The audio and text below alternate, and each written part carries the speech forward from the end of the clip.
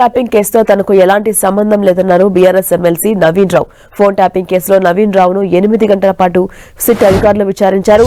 ఈ కేసులో నవీన్ రావు పాత్రపై ఆరా తీశారు. ఈ కేసులో తనకు ఎలాంటి సంబంధం లేదన్న ఆయన ట్యాపింగ్ కు సంబంధించిన వ్యక్తులతో తనకున్న పరిచయాలపై అడిగారని తెలిపారు. గతంలో అడిగిన ప్రశ్నలే మళ్లీ అడిగారని నవీన్ రావు తెలిపారు. అటు బీఆర్ఎస్ పై రాజకీయ కుట్ర కొనసాగుతుందని కూకట్పల్లి ఎమ్మెల్యే మాధవరం కృష్ణారావు అన్నారు. బీఆర్ఎస్ నేతలపై తప్పుడు కేసులు పెట్టి కాంగ్రెస్ ప్రభుత్వం ఇబ్బందులకు గురిచేస్తుందని మండిపడ్డారు. ఫోన్ ట్యాపింగ్, ఈకార్ రేసింగ్ వంటి కేసులతో తమ నేతలను ఇబ్బంది పెట్టే ప్రయత్నం చేస్తున్నారని ఆరోపించారు. ఉదయం నుంచి అనేక విషయాలు తిరిగి మళ్ళా అవే విషయాలు అడిగారు. కానీ స్పష్టంగా పూర్తిగా నాకు తెలిసిన సమాచారాన్ని అంతా తెలియజేశాను. విచారణకు పూర్తిగా సహకరించాను.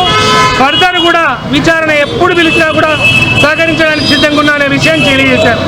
అయితే మీరు బయట స్పెక్యులేట్ చేస్తున్నట్టు ఇక్కడ ఏదో ఎత్తుకొచ్చాడు నవీను, ఏదో మిషన్ తీసుకొచ్చాడంట, వాడేదో చేశాడంట, ఇవేవి చర్చ కూడా లేవు. నన్ను ప్రశ్నలు కూడా అడగలేదు ఎవరు. అయితే నాకు కొంతమందితో సంబంధాలు ఉన్నాయా, పార్టీ పరంగా జరిగిన విషయాలు, ఈ ట్యాపింగ్కి సంబంధించినటువంటి వ్యక్తులకు నాకున్న పరిచయాలు అవి అడిగారు.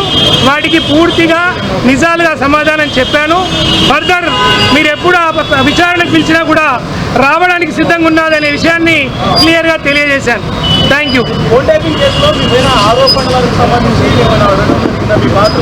నా పాత్ర ఉన్నదనే విషయంలో అడగలేదు. ఎవరెవరికి సంబంధాలు ఉన్నాయని ఇక్కడ అడిగారు. ఆ విషయాన్ని క్లారిటీగా నాకెవరెవరికి సంబంధాలు ఉన్నాయి, జరిగిన విషయాలన్నీ చెప్పాను.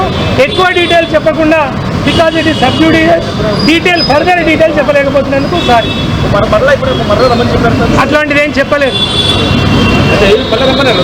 ఇంకా ఏం చెప్పలేదండి. ఏదైతే సేమ్ అవే పాత ప్రశ్నలే అడిగారు, కొత్త విషయాలు ఏం లేవు. సెప్టెంబర్ 24 ఏం చెప్పినా ఈ రోజు కూడా అదే ముచ్చట చెప్పిన. సెప్టెంబర్ 20 రోజు నాడు నన్ను పిలిచారు ఇదే దగ్గర. రెండోసారి ఇలా కొత్త కాదు. మరి నవీన్ రాయ్ పొద్దున్న నుంచి ఇప్పటిదాకా 10-12 గంటలు ఉన్నప్పుడు కూడా, ఏ ఆధారాలు లేకున్నప్పుడు కూడా పిలవడం జరిగింది.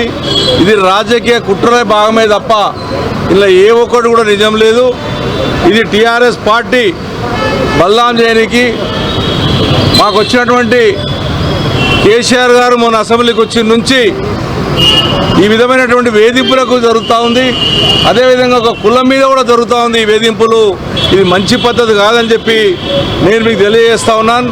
కాంగ్రెస్ పార్టీ అధికారం వచ్చినప్పటి నుంచి 2 ఏళ్ళు ప్రజల మీద దృష్టి పెట్టకుండా ఫోన్ ట్యాపింగ్లని, అదేవిధంగా రకరకాల ఈకారని ఎన్నో విధాలుగా ఇవాళ టీఆర్ఎస్ పార్టీ కార్యకర్తలే కానీ, టీఆర్ఎస్ పార్టీ ఎమ్మెల్యేలనే కానీ, టీఆర్ఎస్ పార్టీ నాయకులనే కానీ, మా కేటీఆర్ గారిని, హరీష్ రావు గారినే కానీ, మా కేసీఆర్నే కానీ అందరినీ కూడా ఇబ్బంది పెట్టే ప్రయత్నం చేస్తూ ఉన్నారు.